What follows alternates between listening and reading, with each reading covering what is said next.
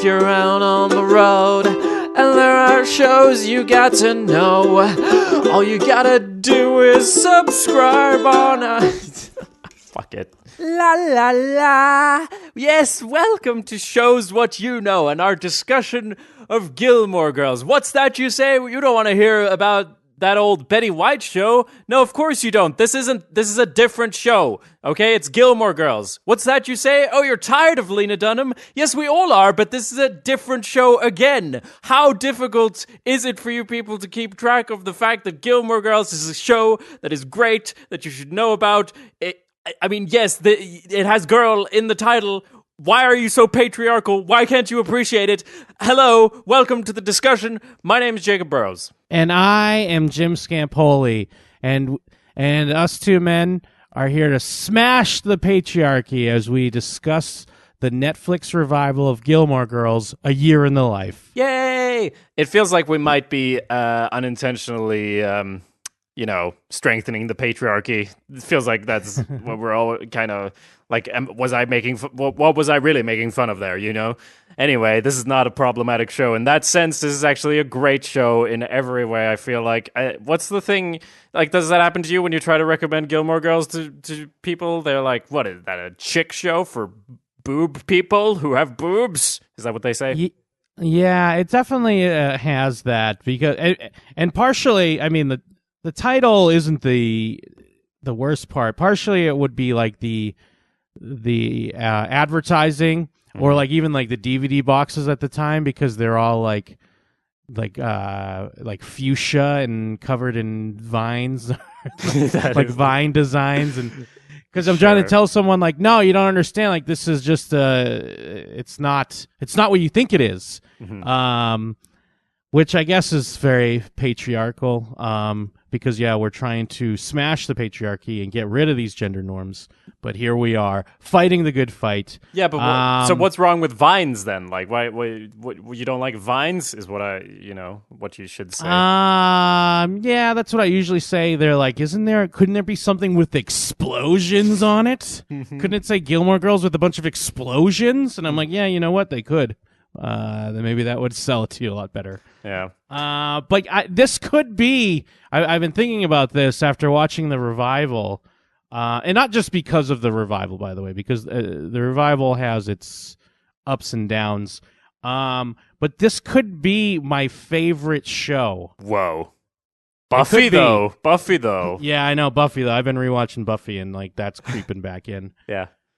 But it's been like over 10 years since I watched Buffy, so it just kind of lost in my mind of like, I bet you that doesn't hold up, and I'm like, oh, it absolutely fucking does. Yeah, but I see what you mean, because regardless of best show ever or not, Gilmore Girls is such a like solid show through and through. Even if this wasn't your cup of tea, it would become your cup of coffee, because it's so well put together. It's the best version of that show, of what it could be, and I think it kind of portrays itself as something slightly different, maybe, or people see it as that.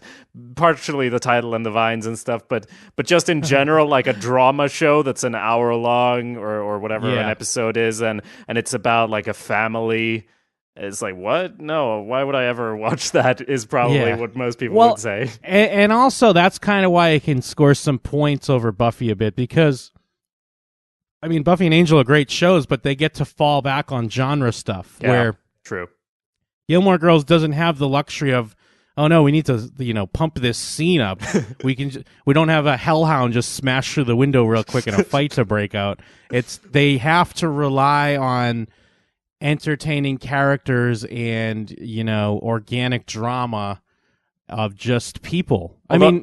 Although yes, over the top to a bit with Stars Hollow, as far as Stars Hollow is concerned, right? You can kind of toe the line of almost having a hellhound character. Mm-hmm. So there's definitely some whimsy there, but the drama it's a good juggle, because you have some of that light stuff and kind of funny, over-the-top characters in this wonderland they live in. But some of the drama and the conflict between the characters is very impressive to me, because it feels so real. Yeah, I agree, and like I certainly have like absorbed Buffy and similar shows to the degree that when I've been writing stuff, I've like intentionally said like, no, we need a big fight here, like a physical fight, like there needs to be a sword. Can we please put a sword in this short film? So I know how that goes, and I agree with you. They do it really well. Kirk is kind of a hellhound, but Yeah. not in the same way, and it's solid all the way through, which is crazy. Now, I'm sure you know that you are the reason I watched Gilmore Girls in the first place, because you brought it up on your other podcast, which I listened to. And in fact, when we were starting shows, which you were conjuring up plans of how to trick me into watching Gilmore Girls, and then I was Yeah. like, nah, you already did that, bro.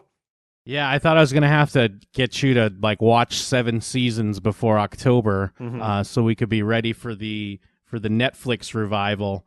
So yes, I was very pleased to hear. Now, before you watched it, did you just assume kind of what we were talking about, like between seeing whether it be the ads or just hearing the title of the show, like, nah, that's probably not something for me? Yeah, I mean, I don't know that I'd heard of it. I probably did the thing that I joked about where Golden Girls, Gilmore Girls, it's pretty similar. I never even considered it, and then you brought it up a few times, and I Googled it, and I was like, where's Betty White? And then I watched an episode, and I was like, huh. And because I don't know, it's weird that you have to, one kind of has to recommend it and say like, no, you actually need to watch it. Like, don't judge the book by its cover, which is crazy because that should be like everything. You should do that with all shows and everything. But in this world where trailers tell you the whole plot and everything's so incredibly high concept that it becomes low concept or something. I'm thinking of like gritty reboot of Alice in Wonderland, or no, it's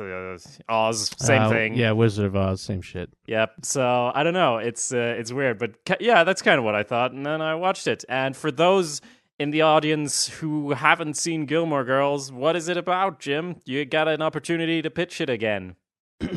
Okay, well, I mean, the show, it's about family. Okay, it's about family. But anyways, I mean, the basic plot, like for it's hard to gauge between Netflix and the original, but the original, it's just about a woman, Lorelai Gilmore, who had a daughter very young, 16, and now she's 32 and her daughter's 16, and they have a different type of relationship. It's more of a buddy relationship, and because she had a daughter so young, Lorelai Gilmore comes from a pretty affluent family that she chose to leave. Like, she couldn't stay in that world, but something comes up where she may have to straddle that world for the good of her daughter, and then it goes from there. It really does sound terrible, doesn't it? Like really. I mean, it's hard to pitch. I mean, because it's the basic, through line, but it's obviously much more than that. It comes down to family and characters, and there's a heaping help of drama with a lot of really good comedy. Yeah. Rapid fire dialogue. Like I was thinking the other day, like, I respect Amy Sherman-Palladino so much, the creator of the show, and her husband kind of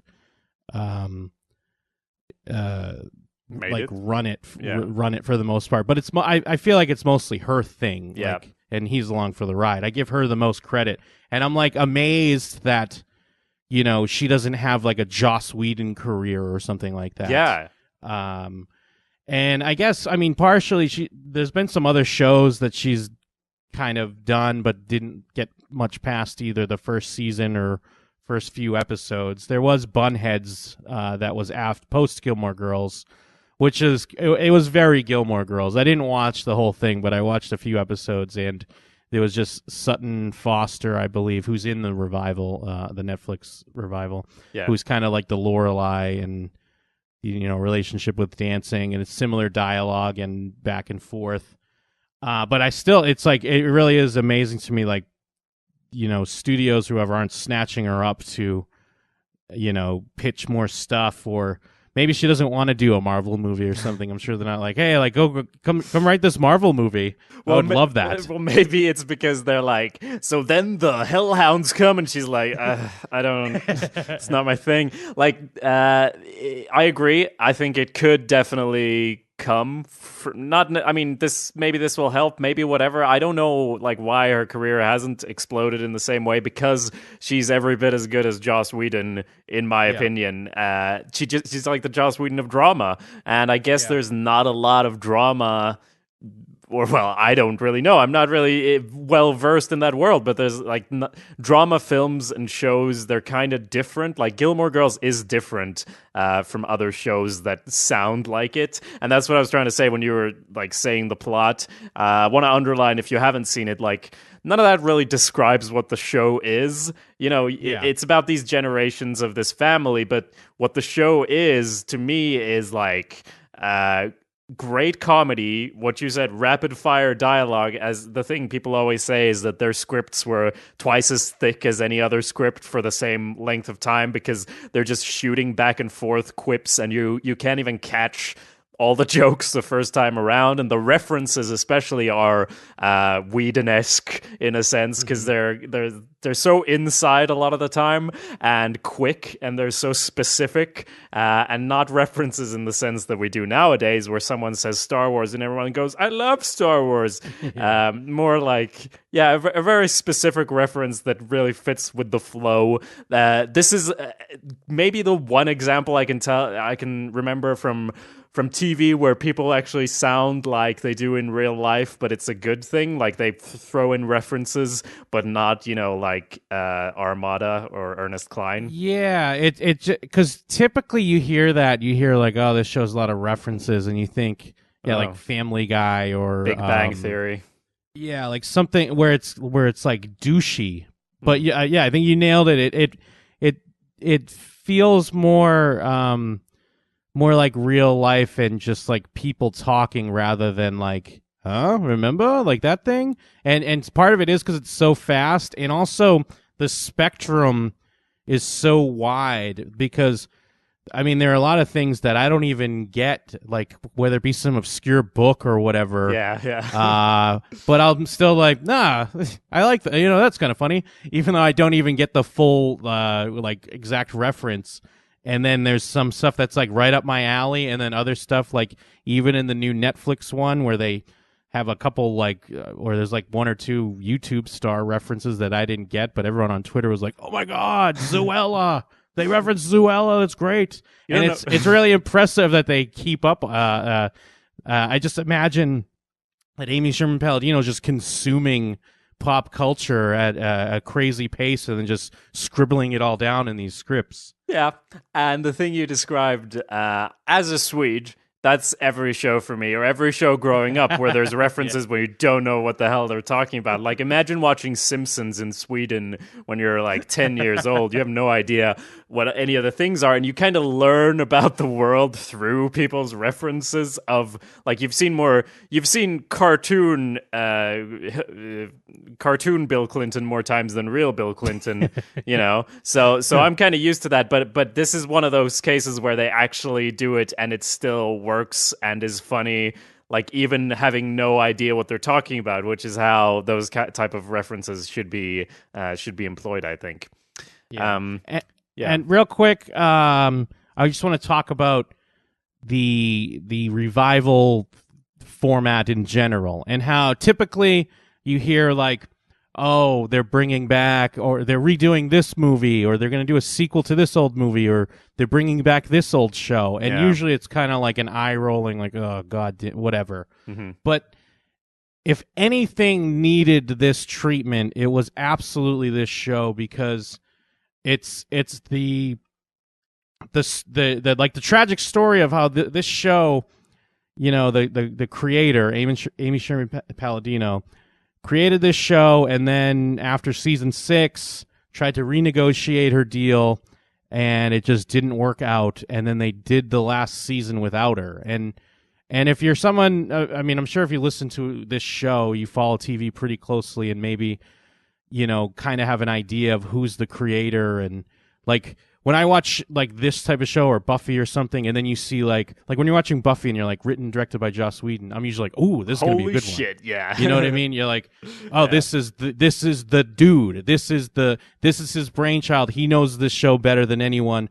This is gonna be a good one. Written and directed by Vince Gilligan. Yeah, exactly. Yeah, for Breaking Bad, exactly, or Better Call Saul. And it was the same thing with this, and then to have this show do its last season without the creators there, it really was kind of like, I know it's for the fans, it was season 7 was always something to completely shit on. It wasn't terrible, but there was always that feeling of like, didn't quite nail it, and it kind of sucked that that's how it ended. Mm-hmm. So to then announce that they're going to come back and redo a few episodes and have the people that created the show back involved, it was more of a thing of celebration instead of like with like Arrested Development. That was something that was kind of cool, and then when we got the final product, it was like, well, I don't know about that. I feel like this kind of worked completely, and it was something not to be cynical about. Yeah, the only thing would be that it's kind of a shame that she tries to do something else like Bunheads, and everyone's like, no, and then it's like, yeah, that's true, Gilmore Girls, and everyone's like, hooray! Because everything that's, was cult is back. Are we going to get a new Spaced? Are we going to get a new this and that? But I do agree, this is one where it's like totally warranted, and I do have a confession to make, which is that I actually did not finish season 7, and it wasn't in solidarity with the writers or anything. I didn't even know that part. I just sensed that to be fair, I'd watched 6 seasons in like I don't know, a month, but I'd kind of had enough, and more specifically, it was like, no, this doesn't feel right. Something's off. So yeah, that was my sense of it. I can't do a complete analysis because I didn't watch the whole 7th season, but yeah, I had kind of the same feeling. Although obviously you've watched the show for a longer time. Like I watched it relatively recently, like a year or 2 ago, is when I first watched it. So it wasn't like this amazing, oh my god, it's back thing, because I hadn't even had time to rewatch it once. It's on my to-do list to rewatch it, especially after a year in the life, though. Did you ever even finish the 7th season? No. Okay. Yeah, I mean, it does, like, with the distance between when the show ended and now, because I mean, it's been like 8 years or whatever. I mean, there's like ripples felt, but they were smart to not like act like nothing's changed. Here we are, picking up right where the last episode left off years ago. So yeah, I mean, I guess spoiler free. It's been out for a bit. I'm sure if you're a fan, you've already watched it. Yeah. I think overall it's very good. I mean, there's a few things that didn't quite nail it for me. Mm-hmm. But overall, I thought they really nailed it, and especially I was looking forward to it. But with anything that's coming back after a period of time, there's always that feeling of like, ugh, oh no, like, is it going to be good? Yeah. And it was. So that's good. I guess, should we just get on into it then? Well, I can also say without spoilers, or we can say like that this is like, obviously, as you said, they're not picking up where they left off. This takes place like 10 years or so after the end of the show, which also makes sense because this is a show about different generations of the same family and how things develop between them and so on. So it also works because like we have kind of seen Rory, who's the daughter, grow up in a way. Yeah, because she is so young in the first season there, and she goes through school. I mean, goes through whatever that school is, and then Chilton. Yeah, I meant like whatever level it is. I know it's named Chilton, but yeah. So and yeah, then it's a really nice private school that's very competitive and very elite. Mm-hmm. And then Yale on top of that, and like the whole thing, like, and now she's in her 30s, and it's kind of, now she's the age that Lorelai was in season, like, when it started. Yep, when the show started. So we've gone another lap around that thing, and we get to approach stuff in a new way, and also bring in stuff from modern, like hearing Lorelai quip about trigger warnings is a delight. Yeah. It's really nice. So I guess we should just get into it, but it's not super spoilable. If you haven't watched any Gilmore Girls, I think this is kind of a bad place to start, because there is kind of a lot of fan service or something. Like, it's nostalgia, a lot of it, and I don't think it's overdone necessarily, but like season 1 is still so solid that you should just go and watch like the first episodes and see if this is a show for you. If you don't mind hearing us talk about it, it's not like there's heavy spoilers in this podcast for the Netflix show, but we're also going to talk about the past, all 7 seasons, or at least 6, because I don't know what the fuck happened in the 7th one. Talk about the 6 seasons. So in a way, if you're into it, just go watch it from the beginning, okay, and then check back in. I would suggest, but hey, that's it. That's our warning. And real quick to what you were saying, some of it is kind of fan servicey, and some of it is the show. The show kind of rightfully assumes that you're familiar with. The Netflix version is assuming you're familiar with the show, so they're not gonna like spend time kind of explaining who's who and what's what. They're just going right into it. So between that and just it absolutely is an extension of. It's not its own self-contained thing, so you're not gonna get the character beats and stuff if you don't watch the original show. To me, the perfect episode of Gilmore Girls that encapsulates the show. I don't know if it still might not work if you don't watch the pilot, but I think the 9th episode of the first season, Rory's Dance, kind of encapsulates what the show's all about, because it's like family stuff that seems like in the beginning is very good and everyone's kind of chummy and happy, and then it all turns pretty bad and dramatic. And to me, that sums up the show in general. So that's our spoiler warning. Now we're going to talk about winter, spring, summer, and fall. Where do you want to start? We'll just go through we'll go through chronologically. So it starts with winter. And you're right. You know, the ice smell snow. That's absolutely like they're just here you go, fans. Remember? Do you remember? And they even start with like a bunch of audio clips from the first, from the show. Which I did like that. It was like a black screen, and you're just you're hearing clips from the original show and characters and kind of specific moments. And then it brings us right back in. I think 8 or 9 years later with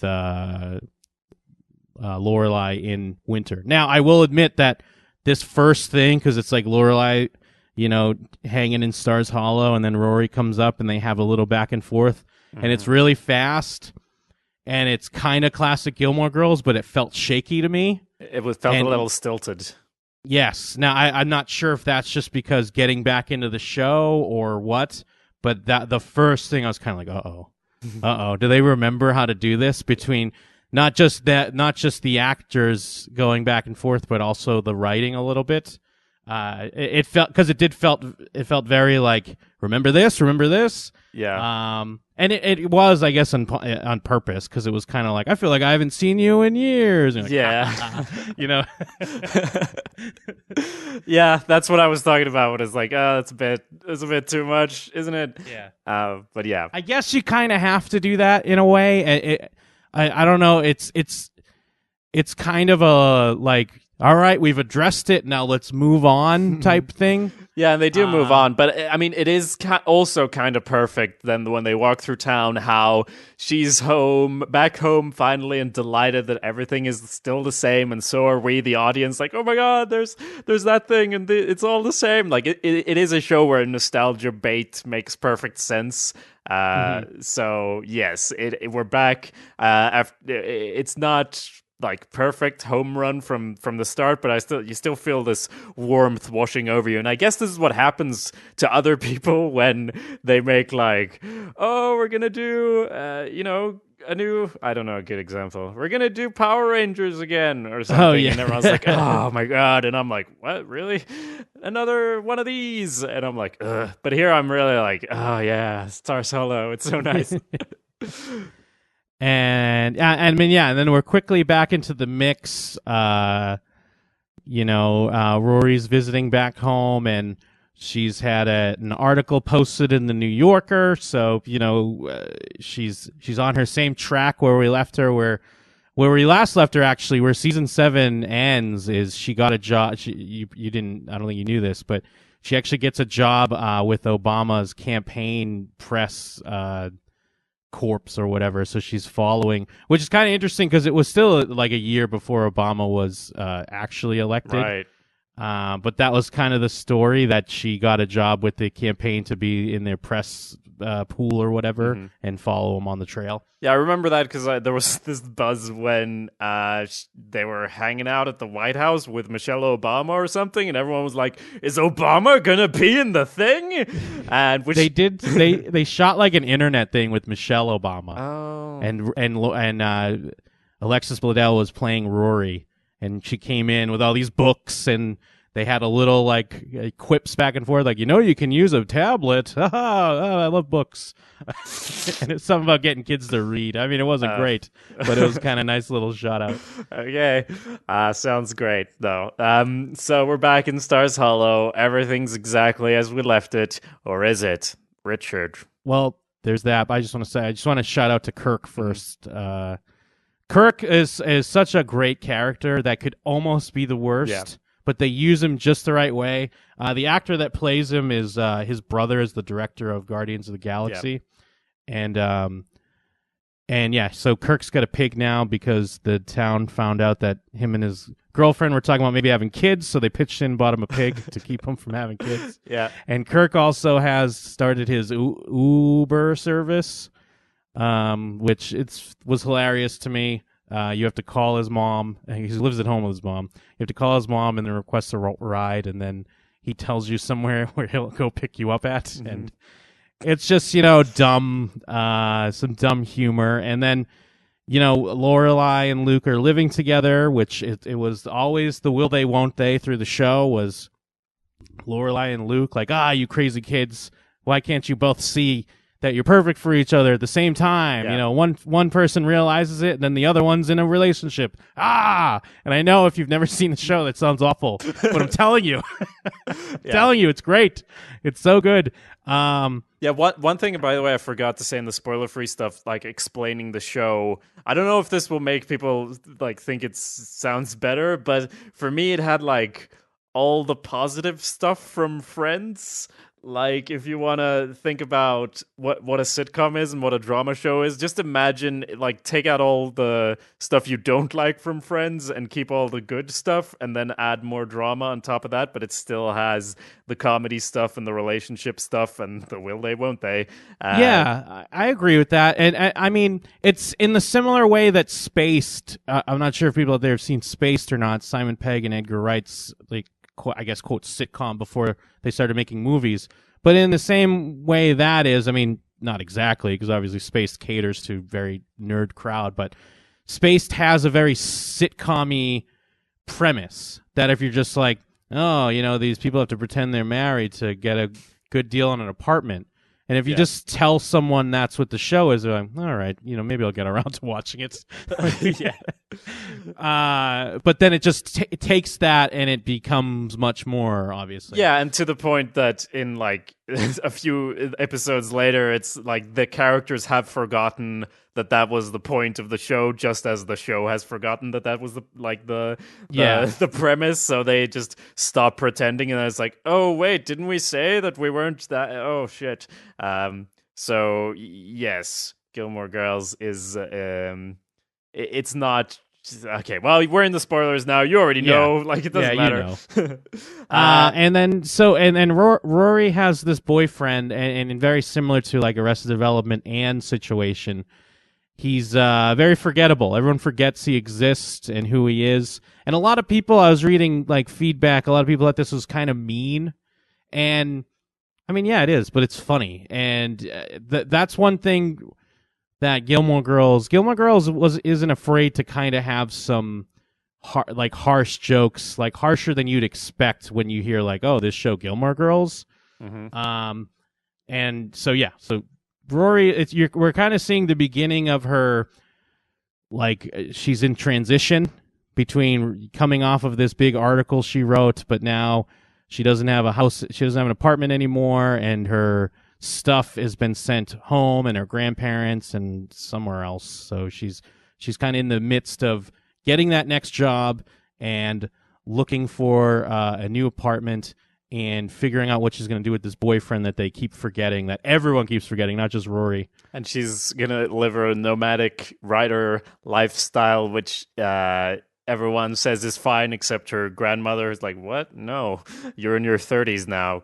You need to do something. Yeah. And then like that's all pretty lighthearted stuff going forward. There's some anxiety and stuff about her not feeling like she can develop in the way she would want, and everything's not going great. But then we get into get the last of the girls. We get to see the grandmother and who's great. She's always great on this show.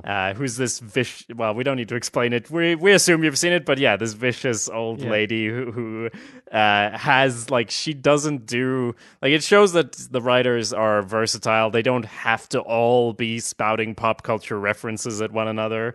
Like, just her being herself is kind of great and pure in its own way. So anyway, Richard died. Yeah, Richard's dead. And with Emily Gilmore too, every now and then she'll have a like pointed reference to something weirdly pop culture. True. But it also is kind of like it doesn't feel like they're squeezing it in. It's just kind of like, oh, weird. That's funny that Emily Gilmore knows that movie or whatever. Mm-hmm. But yes, so the actor himself died, but I do feel like it makes sense anyway. Like, yeah, I feel like it's something that would have been covered on the show either way. And personally, like, I was very concerned about myself crying like all the time when they were going to be talking about Richard being dead. And that's another thing about the show is with, we look into this like quote elite, the rich elites, because they're in Connecticut, so they're in New England, and there's a lot of people like this. And it'd be very easy to make all these people villainous, and they kind of are. I mean, they're kind of the villain, but they don't. It's not that easy. Like, the rich people that are like, the one percenters, and we hate everyone below us. There's layers there. There's a lot more, and there's points where you root for them rather than just the rich villains. And Richard was always kind of like that because he had very complicated relationship with his daughter because they have a certain view of the world and the way they're supposed to be. And then Lorelai has a completely different vision. And then Rory and her grandparents. So with the actor passing away and then just having his kind of aura still over the show, it was handled really well, I thought. Yeah. And maybe the point where I started getting sucked into the show, the original show, I think it's episode 2 where Rory goes golfing with her grandfather. And he kind of realizes that he's super proud of her and enjoys spending time with her. And it gets a little complicated because he had such a weird negative type relationship with his own daughter where they could never get along. And you get to see him as more of a human being, and like that's in episode 2. So I mean, it all gets better and more complicated and interesting from there. But just seeing the bond between them was a good way to show him as a character, and like moving forward from there, just got even better. And now he's gone, and there's a huge fucking painting of him. There's a giant painting of him. Which we come to find out that Emily Gilmore spinal tapped it and maybe wrote out the dimensions wrong, but she's so stubborn that she's just acting like that's exactly what she wanted. Yeah. And it's great seeing him, like, because they're doing their kind of Friday night dinner thing that we've seen, hundreds of times on the show. And he's still a presence because there's this giant painting in the background of him kind of sternly looking over them. And, there is usually in this show, there's a rift between Emily and Lorelai. And then we get a flashback to, the specifics of that. Yeah. And we get to see, Richard's funeral. It's all heavy, sad things because it's, characters we love are very sad, and one of the characters we love is not on the show anymore. And then everything seems to be going well, and it's kind of the hallmark of this show. Everything kind of goes well until it doesn't, and it always feels like it doesn't feel like it's a thing they just threw in. It just feels like a natural thing that happens, and then all of a sudden everyone's at odds with each other. Emily, it's the end of the night. And Lorelai's still there, and Emily decides, hey, before we leave, let's all go around the room, and we'll all share, a really great memory that we had with Richard. And in true Lorelai fashion, she can't really nail it or come up with one. And I feel like this is similar because there's that episode in season 1 where, like, Richard has a heart attack. I think it's season 1, maybe season 2. And they have a moment where it's only Richard and Lorelai in the hospital, and Richard wakes up, and they kind of can't really say anything to each other because there's clearly love between the characters, but it's very complicated, and they just look at things differently. So It's not always as easy as, like, I don't know. It just didn't come off as, like, it just made sense that even though it's her dad, in the moment, and especially, like, with everything going on, she couldn't easily just pick something out of thin air to sum it all up. Yeah. And of course to Emily, that's very bad. It's such a good way that they deal with the tone of the show, because as you said, it can go from really light to really serious and not give you like emotion whiplash. It just works. Like when she first comes up with this idea, why don't we go around the circle? And everyone says something nice, and Lorelai's kind of slapstickily trying to move away, like switching places with other people and like trying to roll away someone in a wheelchair, and then she can't come up with the thing. And I thought the funeral scene was kind of rough, but then the fight that follows is so rough to watch. And it kind of made me wonder, like, as I said earlier, I'm not well versed in what drama television looks like these days, but I'm sure it's not this good. Like they do it really good. And what they do really well is because it's like it's this big dramatic fight, and they're both kind of right. They're both right in what they're talking about. Yeah. But then they get kind of mean, and they get mean to each other, and it's rough, and it feels real because they kind of rip into each other's insecurities, which will also propel the whole story of the whole season, or whatever you want to call it. Because like about Luke and Lorelai, she wasn't feeling super insecure about that before her mother, like who knows her, brings it up, and in her own sort of way of deciding everything, or like being an influence, she can always make her daughter feel bad, and her daughter can always make her feel bad. So it's kind of hard to watch, but great. And then we get, like, I think the first mention, and it comes up a few times, but finally when Lorelai's leaving and Emily yelling at her, like, go back to your charming town of misfits and nobodies, and tell them how your big mean mother, yelled at you and made you cry or whatever.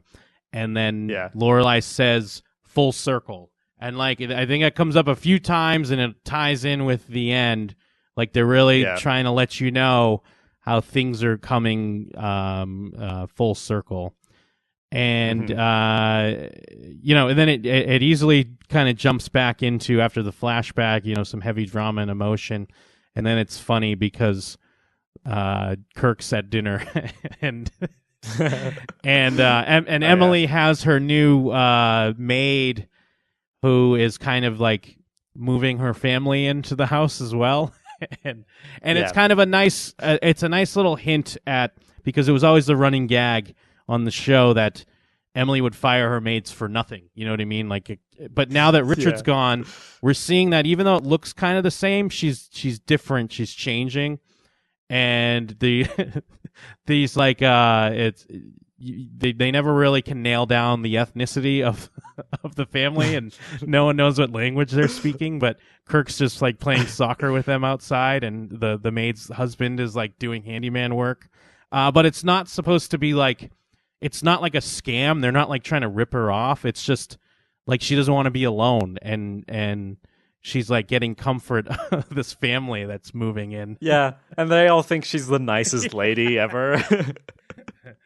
Which she is to them, but yeah, just because she's like lonely, and it's weird to see Emily Gilmore surrounded by all these people in her house, but it also kind of makes sense because she does get a bit unhinged, which is totally understandable. But yeah, this is one of the ways that manifests, and it's pretty funny. And then Luke shows up, and I always enjoy the dynamic between Emily and Luke. Yeah. And he like kind of weirdly hugs her, and then he almost goes to sit in Richard's seat, and that's clearly a no-no right now. And then it kind of shifts from there when it's Lorelai is still kind of thinking her relationship with Luke, and she starts pushing this idea of, we didn't have kids. Did you want kids? Did I decide everything? And I mean, as the audience, you kind of maybe think that, but then it's hard to forget that Luke is kind of just he's a blue collar guy. He's not quick to always talk about his emotions, and to some people that might seem like maybe he's unhappy or maybe he's hiding something. So that kind of all comes up, and then that leads us to the maybe the search for a surrogate. And I feel like a lot of things in these episodes, these are things that I feel like they had planned, and it would have been stuff kind of stretched out over seasons, or at least multiple episodes in a season. Yeah. And we're kind of getting condensed versions of that all here. And then we get to, and that brings us Paris back into the show. And Paris is always fucking great. I was so glad to see Paris again. It was all I know maybe I'm being too kind, but in another show it would have been like super convenient that she is like in charge of an in vitro place where they have surrogates, and then like what a timely thing that right as we're deciding that they go to that place and Paris is the boss. I mean, I don't think it was a coincidence she actually like went there because she knew it, but like that could be annoying, but I'm just glad to see Paris. Paris is Rory's old classmate, and they always had the best dynamic. They were rivals and friends and all manner of things. So so great to see Paris again. And I mean, it is all in this first episode, right? That they also go back to Chilton. Oh, that's actually the next episode. Oh, okay. Yeah. Well, we're getting there. That's when we get into Paris, and I wish there was more Paris in the later episodes, but her whole thing about her briefcase that is empty is so great and so Paris, because she's this business lady, and she's like on the pulse and do this and snappy. I'm an entrepreneur. I don't have time for this. I have 15 people trying to call me right now. And she has this talk at Chilton where she makes students cry, of course, while Rory is this kind person who the headmaster wants to come back and teach, and Paris makes them cry, and then she's freaking out because she's breaking up with her boyfriend and the father of her children, and who's becoming a screenwriter. There's so many great things, which is great because that actor is a screenwriter now, and he wrote like The Butler, I think. Yeah, I think he wrote The Butler, and he writes on that show Empire. Oh. So it's a nice like little meta call. Mm-hmm. And it's all, I mean, he's like ridiculous because they get to talk about people who write scripts as well a little bit, which is obviously great. And Paris is freaking out, and she opens her briefcase and like, there's nothing in here. I just carried it because I want people to think I'm important. So good. And like a character like Paris is like the potential of TV and why TV can be so good. And I I mean, I know a lot of my callbacks now are to Buffy since I'm like actively rewatching it. But in the same vein of like someone like Spike, where you have this character who's just kind of a piece of shit in the beginning, and it's like kind of the villain, and because Paris was just always like mean to Rory and trying to make her look bad because they were competitive in their school. But then as you start to learn more about the character, it doesn't erase what they did in the past, but you kind of understand it more, and then you start to like them more. So yeah, there's a lot of great stuff. And then Paris they have some funny back and forth because they're doing surrogate stuff, and Luke thinks he has to have sex with these women that they're showing, and no one will answer his question. And then Paris is doing that thing of like trying to humble brag with like the obvious hint of like, I'm not going to say who came in for a surrogate not too long ago, but let's just call him Doogie Howser. And it's like clearly, he's talking about, it's like Neil Patrick Harris. And it's like, yeah, fine. Just go ahead and say it then. Neil Patrick Harris. And, that's, the thing you were saying about a rival who can develop like that, what we would see in a film, like it's like, the closest thing is like a buddy cop movie where they're like, I stay out of my way. And they're like, you know what? You're all right. And they do that in 90 minutes. And they have a number of seasons to get that right in TV. And it's sometimes or a lot in drama. A lot in drama shows why I don't follow them for more than a season or two. It's because they do everything that can be done. Like every character has betrayed every character. Every character has slept with every character. So nothing feels like it matters anymore. When you start watching a drama show, you can be on board, or I can be on board and like, oh, this character is unrequitedly in love with this one. Let's see how it develops. But then in season 2 or 3, everyone slept with everyone and cheated on everyone. It's not interesting anymore. And that's kind of what I think of when you say drama, But here they treat it as more like, it's a story. We can develop these characters. There can be actual good and not melodramatic drama. So yeah, that's good. And then, basically from here, which this stuff kind of fell kind of flat for me. We see Rory working with like a quirky British lady. I'm sure it's probably based on something that I'm just not getting. Probably. But like it's just kind of clear from the start because Rory's going to be working on this book for this woman who I think was the inspiration for her New Yorker article. So she's digging deeper into that. But like she does weird things like take people's food. When the waiter's bringing the food to a table, she's so like rich and powerful, she just takes it and like loves that, and she's quirky and weird. And then we get the reveal that Rory's up to her old tricks, and she's cheating on her forgettable boyfriend with her old flame, Logan. Logan Huntsberger, who was that's one thing with this show too, like as far as from the outside, because all the fans always discuss like who they want Rory to be with, so it sounds like it's like Twilight or whatever. Yeah. And no one wants her to be with Logan. It's weird. A lot of people want her to be with Logan. I don't know if it's just kind of like what I saw on Reddit. There's a lot of Logan Huntsberger fans. I don't know if it's kind of like, well, he's a dreamboat. Not to be a patriarchy, fucking chauvinist, male chauvinist, but I guess it's like the prince who kind of takes care of you because he's like a rich douchebag. But like, it's clearly Jess. We're all in agreement that we want Rory to be with Jess, right? I like that you bring it up like all these people trying to decide who she wants to be with, but obviously it's Jess and they're wrong. And I'm like, obviously because, Jess is her true love. Let's get into this for a moment, because Jess, I was never like 100% on board with Jess at the beginning. I don't know if anyone was like immediately super on board with it, because Dean was such a good guy at one point. That when Jess showed up, it was kind of like this annoying thing of like, yeah, of course, he's got a leather jacket, so of course she's going to go for that type. So that's like another... I mean, I have this whole theory about based on who you want which characters to be with which characters. It kind of tells you a lot about what kind of person you are, how you approach romantic stuff and what type of people you will fall for. Do you want Harry Potter to get together with Hermione Granger? Maybe you're the kind of person who's in love with your best friend all the time and doesn't tell them. Maybe you want him, if you want Harry Potter to be with Draco, hell, that's another story. Then you're probably more, say Rory and Paris all the way. But if you want, Ginny, it's like little sister of your best friend, etc., etc. And Jess, I mean, whatever his negative qualities have been in the past, when he shows up here, it's so clear that Jess is such the best guy, right? In this whole season, I'm so on board with Jess. Nobody, I mean, I cannot imagine who would think Logan is a good idea. Not to be all catty about who we ship, but yeah. And the Jess, I've always liked how they handled the Jess character on this show because it's always been very complicated, and it always worked because he was kind of a kid.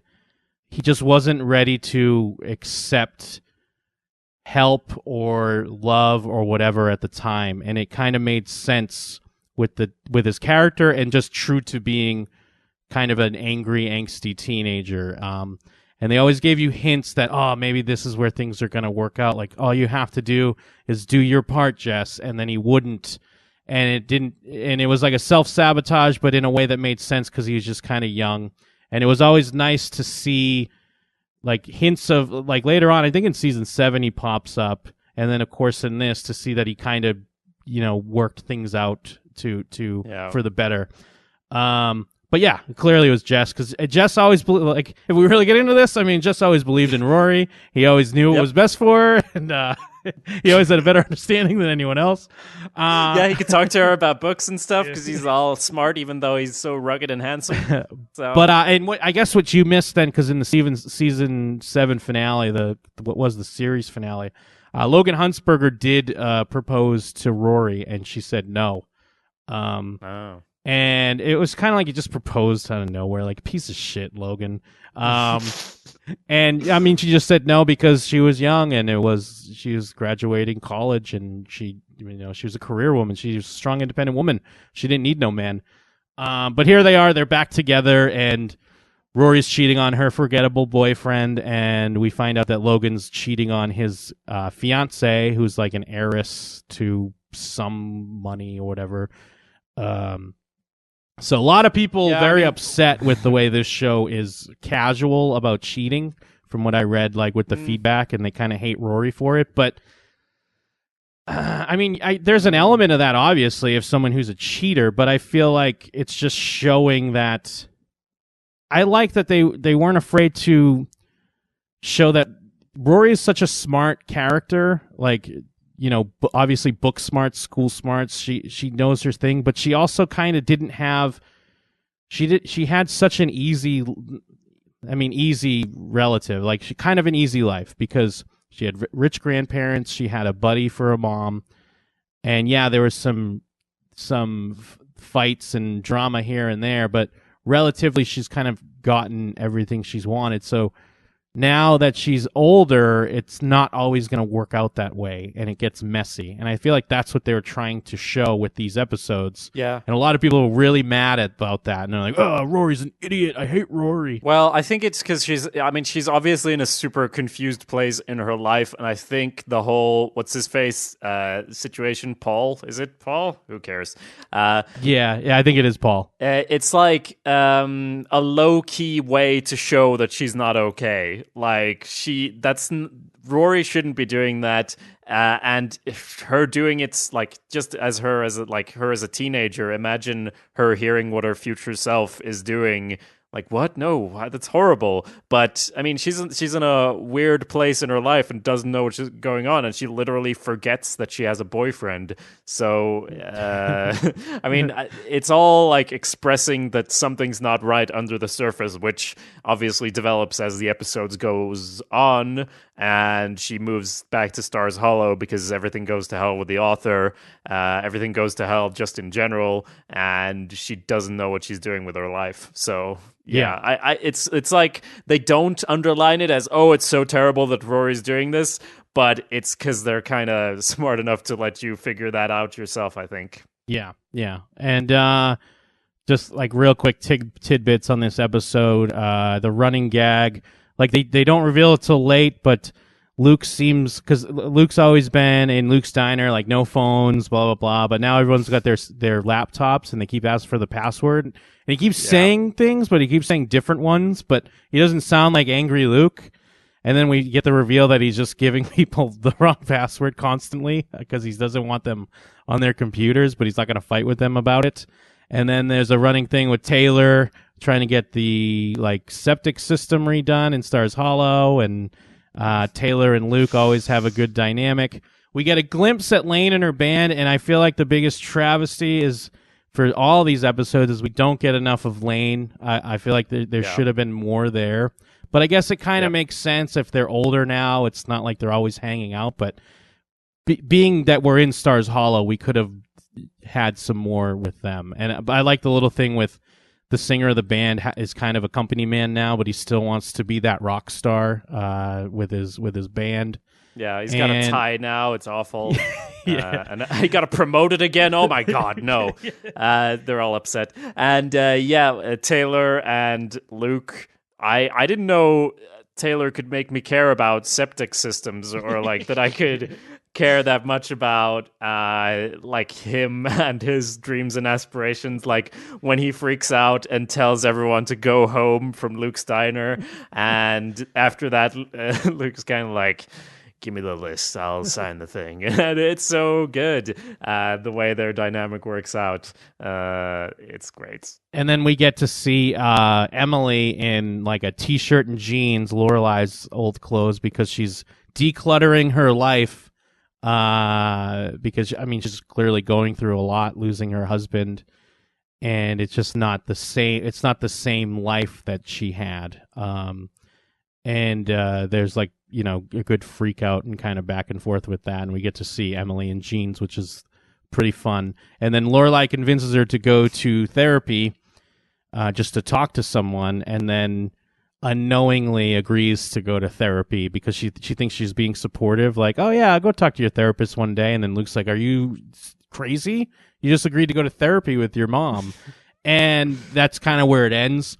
And the therapy is another thing that I feel like it was probably always in the plans that they would have a little storyline like this. And again, it probably would have been something that would have been fleshed out a little bit longer, but they set it up well for the next episode. Yeah. And I mean, well, that's the first episode, and holy shit, it's been a long time. So yeah, maybe we'll wrap it here, and then we'll pick it up for the remaining 3 in a part 2, if you will. That makes sense to me. We'll see you in part 2, which is somehow 3 seasons longer than part 1, which is winter. So yeah. And if you have any thoughts on the Gilmore Girls, either seasons 1 through 7 or the revival here on Netflix, you can email them to showswhatyouknow@gmail.com. And visit jimandthem.com and awesomepedia.org, and of course showswhatyouknow.com for the next episode. See you soon. Boy with the poodles already.